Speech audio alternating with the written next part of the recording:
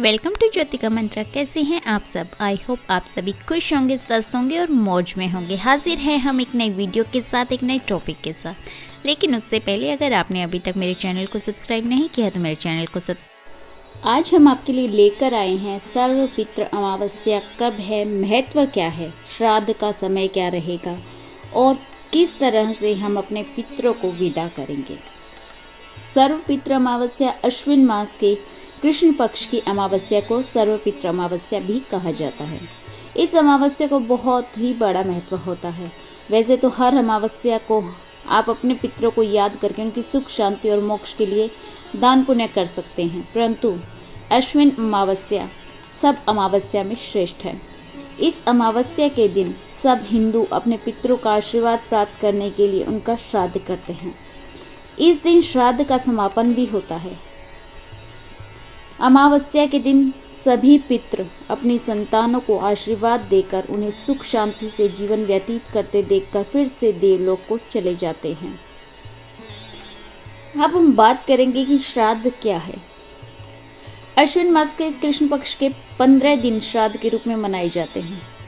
पितृपक्ष भाद्रपद मास की पूर्णिमा से प्रारंभ हो जाते हैं और इन दिनों में माना जाता है कि पितृ अपने लोक से धरती पर आते हैं और अपने बेटे, पुत्र व संपूर्ण परिवार को आशीर्वाद देते हैं। संपूर्ण परिवार मिलकर अपने पितरों का श्राद्ध करते हैं, उनके लिए दान करते हैं, ब्राह्मणों को भोजन कराते हैं। पूर्वजों के प्रति लोग अपनी श्रद्धा प्रकट करने के कारण इससे श्राद्ध कहा जाता है।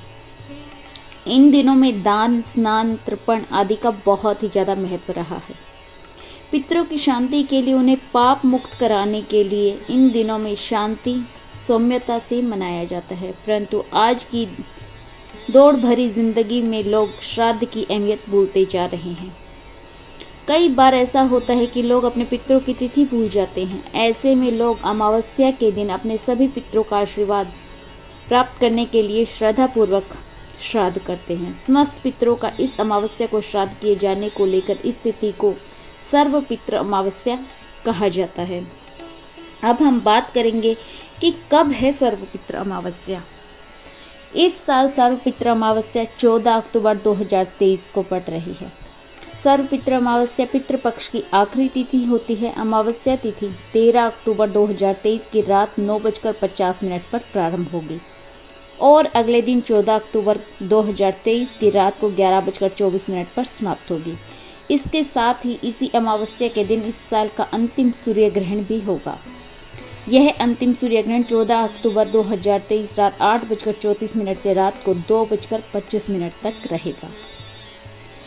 सर्वपितृ अमावस्या में श्राद्ध का क्या समय रहेगा? श्राद्ध क्रम के लिए दोपहर का समय सबसे उत्तम माना जाता है। इसके लिए कुतुब रोहिण समय देखा जाता है। सूर्यास्त से पहले श्राद्ध कर लेना चाहिए। कुतुब मुहूर्त रहेगा सुबह 11:44 से लेकर दोपहर 12:30 तक।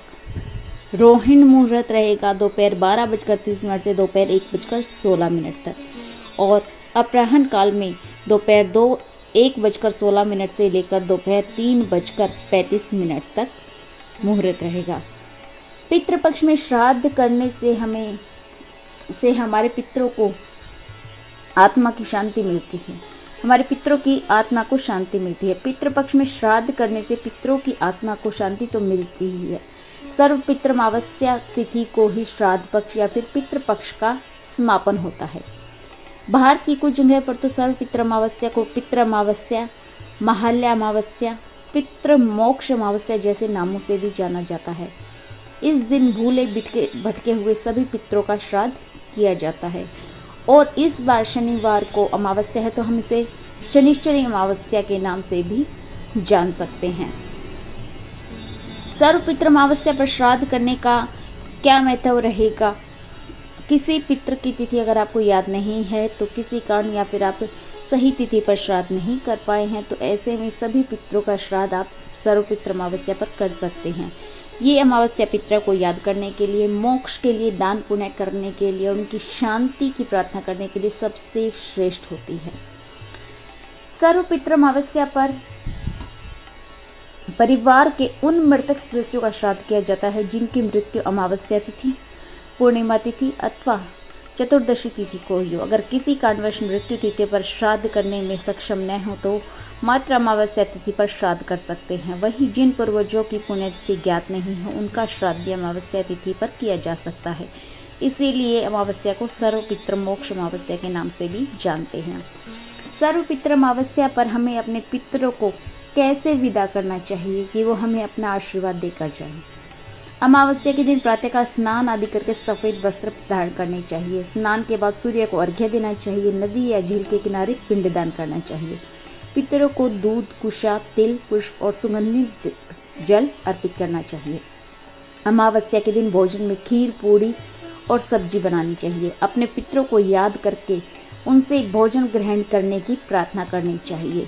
सर्वपितृ अमावस्या पर दोपहर को ही भोजन कराएं और श्राद्ध करें। तत्पश्चात ब्राह्मणों का भोजन कराएं, दान और दक्षिणा देकर उनका आशीर्वाद ग्रहण करें।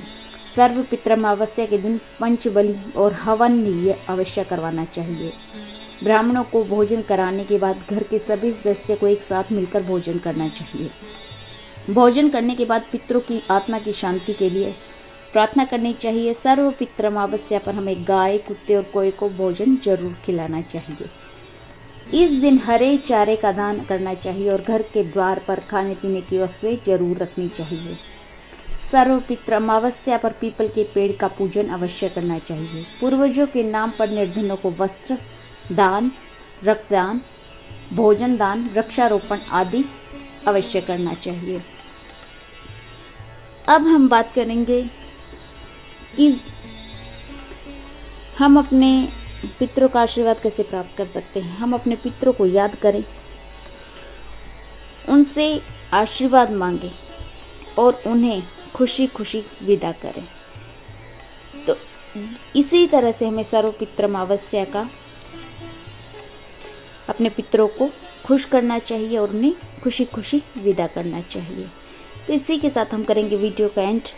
मिलेंगे बहुत जल्द एक नई वीडियो के साथ, एक नए टॉपिक के साथ। अगर आपको वीडियो पसंद आई हो तो लाइक और शेयर कर दीजिए, और अगर आपने अभी तक चैनल को सब्सक्राइब नहीं किया है तो चैनल को सब्सक्राइब करना ना भूलें। मिलेंगे बहुत जल्द एक नई वीडियो के साथ, नए टॉपिक के साथ। नमस्ते, आप सभी खुश रहें, स्वस्थ रहें, मेरी ब्लेसिंग आपके साथ है। Like, share and subscribe.